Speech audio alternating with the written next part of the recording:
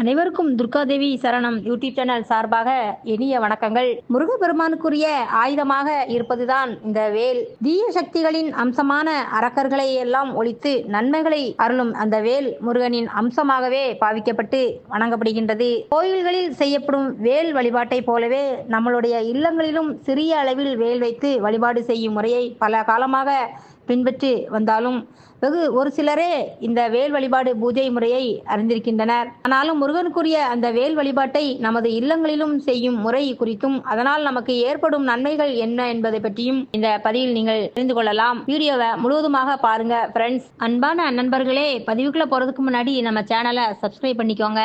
பக்தர்களின் தீமையான வினைகள் அனைத்தையுமே அளித்து நன்மைகளை அருளும் இந்த ஆயுதமாகவும் முருகனின் அம்சமாகவும் இருப்பதுதான் இந்த வேலாயுதமாகும். வேல் வழிபாடு செய்ய விரும்புபவர்கள் ஏதேனும் புகழ்பெற்ற முருகன் கோவிலில் அல்லது ஆறுபடை முருகன் கோவில்களில் ஏதேனும் ஒன்றிற்கு சென்று அங்கு விற்கப்படும் பஞ்சலோகத்தில் செய்யப்பட்ட சிறிய அளவிலான வேல் ஒன்றை வாங்கிக் கொள்ளுங்கள். அந்த வேல் வாங்கிய முருகப்பெருமான் தலத்திலேயே சிறிய வேலாயுதத்தை உங்கள் கையில் வைத்திருந்தபடி முருகப்பெருமானை வழிபட்டு உங்கள் வீட்டிற்கு கொண்டு வந்து பூஜை அறையில் ஒரு புதிய சிவப்பு நிற துணியை விரித்து அதன் மீது ஒரு வெள்ளி கிண்ணம் அல்லது பித்தளை இல்ல செம்பு கிண்ணத்தில் புதிய பச்சரிசியை நிரப்பி அந்த வேலை அதில் நட்டு வைத்துக் கொள்ளுங்கள். இது வளர்பிறை செவ்வாய்க்கிழமை என்றோ இல்ல சுப முகூர்த்த நாளிலோ உங்கள் பூஜை அறையில் வைக்கப்பட்டிருக்கும் வேலை கங்கை நீரை கொண்டே அபிஷேகம் செய்து கொள்ளுங்கள். பிறகு அந்த வேலுக்கு காய்ச்சப்படாத சுத்தமான பசும்பால் இருந்தால் அபிஷேகம் செய்யுங்கள். பிறகு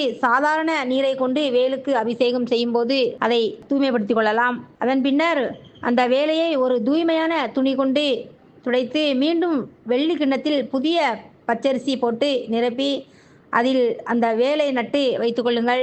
அதன் பின்னர் அந்த வேலுக்கு அரைத்த சந்தனம் மஞ்சள் குங்குமம் விட்டு அந்த வேலை குங்குமம் பொட்டு வைத்து அலங்கரியுங்கள். பின்னர் வாசமுள்ள விபூதியை அந்த வேலின் மீது அபிஷேக பொடி போன்று சிறிது தூவி விடுங்கள். இவை எல்லாம் முடிந்ததும் முருகனின் வேல் நட்டு வைப்பட்டிருக்கும் கிண்ணத்தில் முருகனுக்கு விருப்பமான பன்னீர் ரோஜா பூக்கள் அல்லது செவ்வரளி பூக்களை சமர்ப்பித்து கற்கண்டு அவல் பொறி கடலை அல்லது பழங்கள் போன்றவற்றை நைவேத்தியமாக வைத்து தூபம் காட்டி முருகனுக்கு உரிய காயத்ரி மந்திரங்கள் சோஸ்திரங்கள் அல்லது சந்தசஷ்டி கவசம் படித்து வழிபாடு செய்யுங்கள்.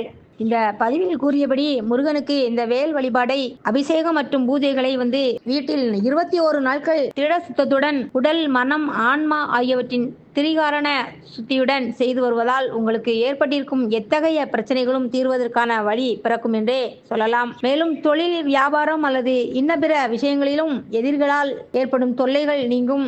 செவ்வாய் தோஷம் ஏற்பட்டு நீண்ட காலமாக திருமணமாகாமல் இருப்பவர்களுக்கும் கூடிய விரைவில் திருமணம் நடக்கும். குழந்தை பாக்கியம் இல்லாமல் அவதிப்பட்டவர்களுக்கும் நல்ல அழகான ஆரோக்கியமான குழந்தை முருகன் வடிவத்திலேயே பிறக்கும் என்று சொல்லலாம். உங்களையும் வீட்டையும் பிடித்திருக்கும் துஷ்ட சக்திகள் ஒளிந்து காரிய தடை தாமதங்கள் எல்லாமே அறவே நீங்கும் என்றே சொல்லலாம். சகோதரிகளே, இத்தகைய சக்தி வாய்ந்த இந்த வேல் வழிபாடானது வாழ்வில் ஏற்படும் எத்தகைய பிரச்சனைகளுமே தீர்க்கக்கூடிய வேல் வழிபாடு என்றே நீங்கள் அதை அனுபவிக்கலாம். மீண்டும் அடுத்த பதிவுடன் சந்திக்கும் வரை உங்கள் சகோதரியான துர்காதேவி சரணம்.